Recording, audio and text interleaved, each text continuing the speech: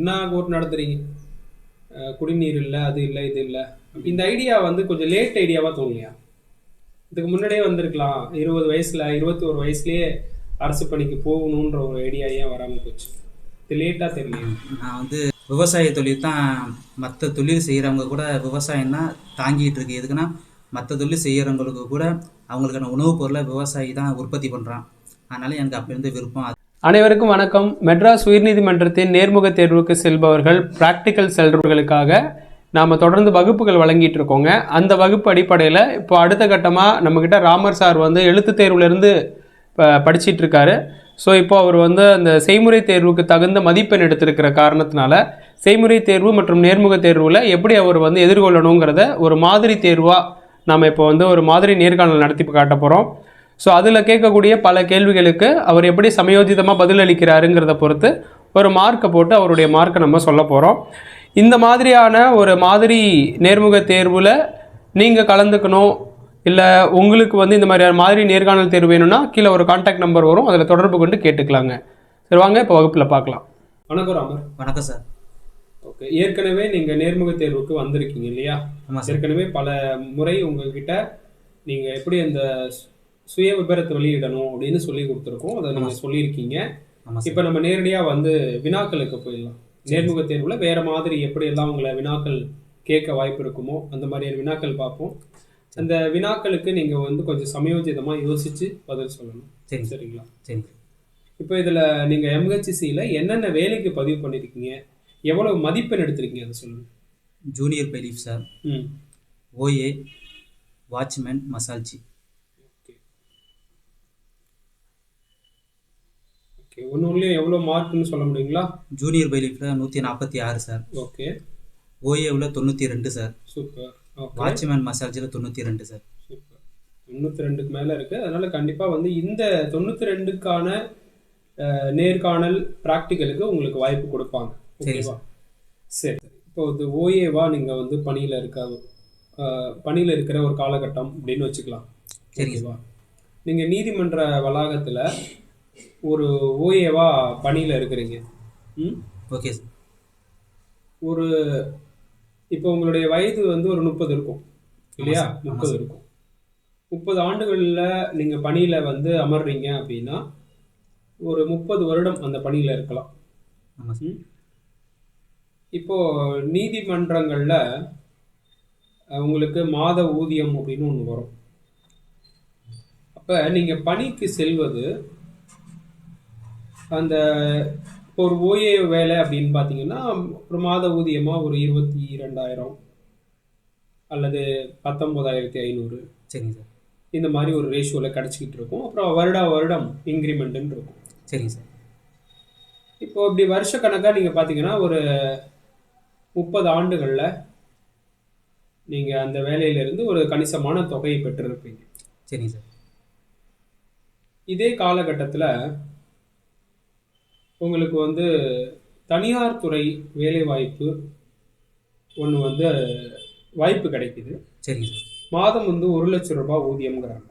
சரிங்க சார். இப்போ நீங்கள் 20,000 சம்பளம் பெறக்கூடிய அரசு வேலையை விரும்புவீங்களா, 1,00,000 சம்பளம் பெறக்கூடிய தனியார் வேலையை விரும்புவீங்களா?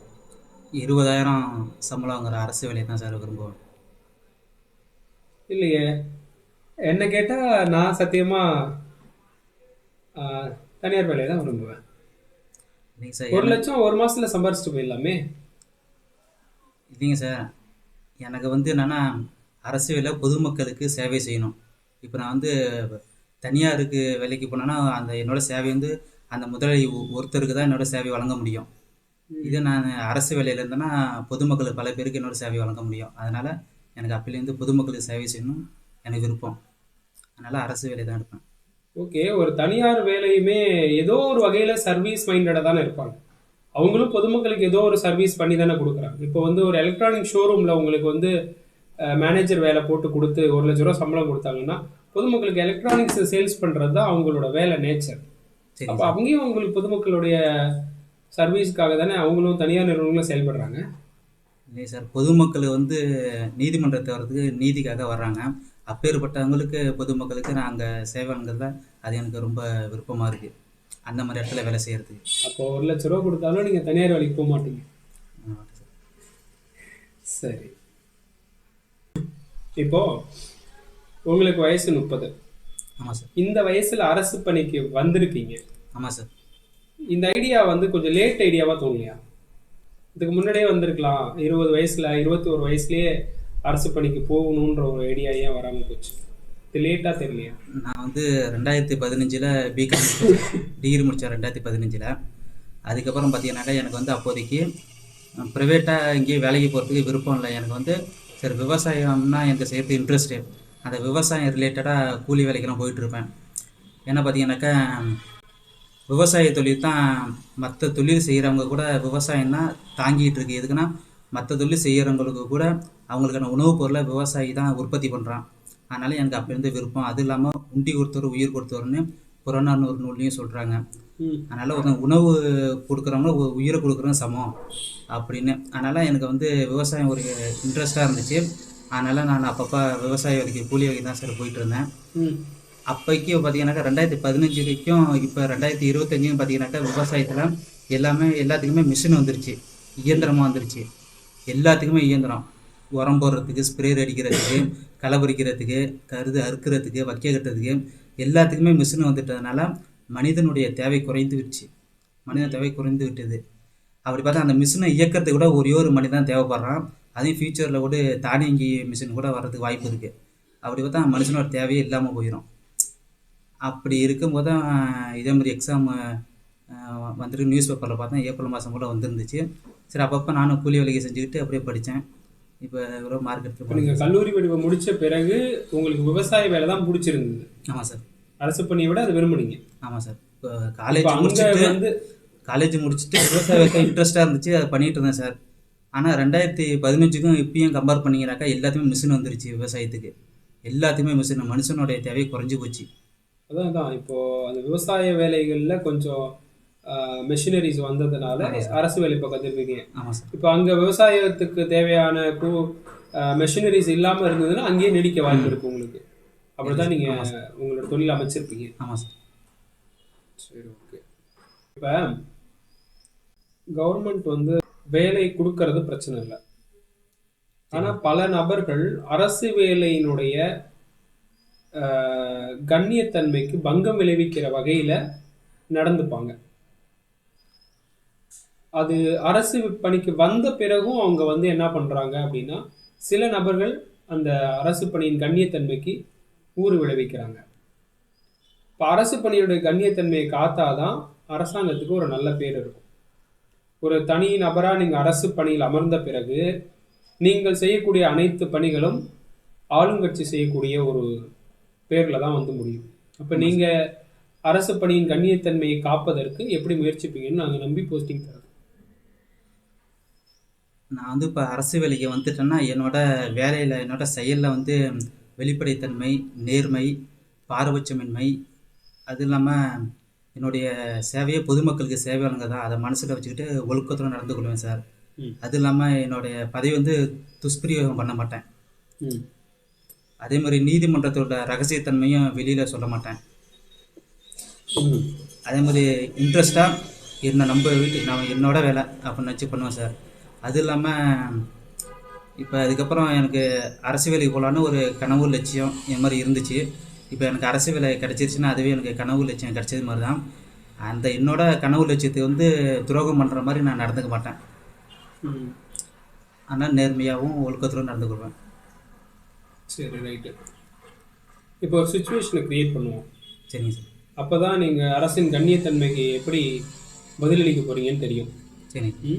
கோர்ட்டில் நீங்கள் வந்து நீதிமன்றத்தில் ஏதோ ஒரு பணியாளர் ஓஏவாவோ இல்லை ஜூனியர் சீனியர் பைலிஃபாவோ மசாஜாவோ பணியாற்றி கொண்டு இருக்கிறீங்க. அந்த நேரத்தில் சரி வெளியில் இருந்து கோர்ட் வளாகத்துக்கு கேஸை நாடி வர நிறைய பேர் இருக்காங்க. சரிங்க சார். அவங்களுக்கு ஒரு சாதாரணமாக கழிப்பறை வசதி, குடிநீர் வசதி அப்படிங்கிறது முறையாக அந்த கோர்ட் வளாகத்தில் இல்லாத நிலைமை, அதாவது பொதுமக்கள் பயன்பாட்டுக்கு இல்லாத நிலைமை இருக்கு அப்படின்னு வச்சுக்கலாம். சரிங்க சார். இப்போ அவங்க என்ன பண்றாங்க அப்படின்னா கோஷம் போடுறாங்க அந்த கோர்ட் வளாகத்துல இருந்து. என்ன கோர்ட் நடத்துறீங்க, குடிநீர் இல்லை, அது இல்லை, இது இல்லை அப்படிங்கிறாங்க. சரிங்க சார். இப்போ இந்த இடத்துல நீங்க அந்த மக்கள் கிட்ட எப்படி ட்ரீட் பண்ணுவீங்க? அந்த மக்கள் இப்படி பேசுறாங்க, இது உங்க காதுல விழுவுது, சரிங்க சார். இதை எப்படி நீங்க பார்ப்பீங்க? இல்லை, உங்களுடைய குறைகள் வந்து தெரியுது, உங்களுக்கு சேவை செய்கிறது தான் நாங்கள் இருக்கோம்.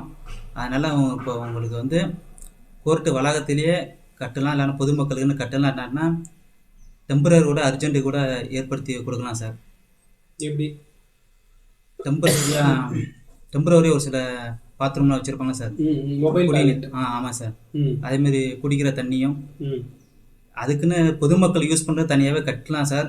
எமர்ஜென்சி வேணால் அதேமாரி தற்காலிகமாக கொண்டாந்து கூட வைக்கலாம் சார். அவங்க கிட்ட போயிட்டு ஏன் இப்படி கத்திட்டு இருக்கீங்க, எல்லாம் கோஷம் போடாம வெளியே போங்க அப்படின்லாம் மிரட்ட மாட்டீங்களா, சொல்ல மாட்டீங்களா? இல்லை சார், என்ன வேலையை பொதுமக்களுக்கு சேவை வழங்குறது தான். அதனால் அவங்கள்ட்ட நான் கோவப்பட மாட்டேன், எடுத்து நான் சொல்லுவேன்.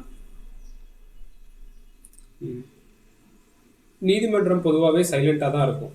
அவங்க வந்து கோஷம் போடுறத நீதிபதிகள் விரும்ப மாட்டாங்க. ஒரு பணியாளரை நீங்கள் தான் அந்த இடத்துல அவங்கள அமைதி காக்க சொல்லணும். அப்போ அமைதி காக்க சொல்றதுக்கு இது இப்படி தான் அப்ரோச் பண்ணுவீங்களா, இல்லை வேற மாதிரி அப்ரோச் பண்ணுவீங்களா? இப்படி தான் சார். அவங்கள்ட்ட நம்ம மரியாதையாக அவங்கள்ட்ட பேசினாலே அவங்க புரிஞ்சுக்குவாங்க. நாங்கள் அவங்கள்ட்ட வந்து நம்ம அரசு வேலையில் இருக்கோம்ட்டு அதிகாரத்தில் நம்ம ரொம்ப இதாக பேசிட்டோம்னா தான் அதுதான் பிரச்சனையாகும். நம்ம பணிவாக சொன்னாலே அவங்க கேட்டுக்குவாங்க. சரி, உங்கள் கோரிக்கை எனக்கு தெரியுது, நான் அதுக்கான வசதி வந்து ஏற்படுத்தி நான் தயார் பண்ணுறேன் அப்படின்னு சொல்கிறாங்க சார். பரவாயில்ல, நல்லா பதில் சொல்லியிருக்கீங்க. Okay sir. சரி, ஓகே. ஃபைனலாக அவங்கள்ட்ட ஒரு கொஷின், சரியா? Okay sir. ஸோ இதில் இருக்கிற ஃப்ரீடம் ஃபைட்டர்ஸ் ஃபோட்டோஸ் தெரியுதுல்ல? ஆமாம் சார். இதில் இருக்கிற யாராவது ஒருத்தரை பற்றி ஒரு 5 தகவல் சொல்ல முடியுங்களா? யாரை பற்றி சொல்லலாம்? காமராஜரை பற்றி சொல்லுங்கள். காமராஜர் பற்றி சொல்ல முடியுமா? சொல்லலாம் சார். சொல்லுங்கள். காமராஜர் வந்து விருதுப்பட்டின்னு ஊரில் பிறந்தார் சார். எந்த மாவட்டத்தில்? விருதுநகரில். விருதுநகர் சார். சரி. அவங்க வந்து மதிய உணவு திட்டம் இருக்குல்ல சார், அதை கொண்டு வந்தாலே காமராஜர் தான். ஏன்னா ஸ்கூல் படிக்கும்போது பிள்ளைங்க வந்து ப்ரேயரில் இருக்கும்போது ஒரு பையன் மயக்கம் போட்டு வந்துட்டாங்க. அதனால் கேட்டபோது இதேமாரி சாப்பிடலாம் அப்படின்னு சொன்னதுனால சரி ஒரு வேளைனாச்சும் சாப்பாடு போடுவோன்ட்டு அதேமாரி சாப்பாடு மதிய உணவு திட்டம் கொண்டு வந்தாங்க சார். அது இல்லாமல் பிள்ளைங்க படிக்கிறதுக்காக அப்போயும் பார்த்தீங்கன்னாக்கா அந்த காலத்தில் வந்து 3 கிலோமீட்டர் டிஸ்டன்ஸில் எந்த பள்ளிக்கூடமும் அனுமதி கிடையாது. ஆனாலும் இங்கே பள்ளிக்கூடத்துக்கு ரொம்ப தூரம் நடந்து வரதுனால 1 கிலோமீட்டர் தொடக்கப்பள்ளி, 3 கிலோமீட்டர் நடுநிலைப்பள்ளி, இந்த மாதிரிலாம் மாற்றி அமைச்சிருக்காங்க. அதுக்கப்புறம் நிறைய பள்ளிக்கூடம் கூட திறந்துருக்காங்க.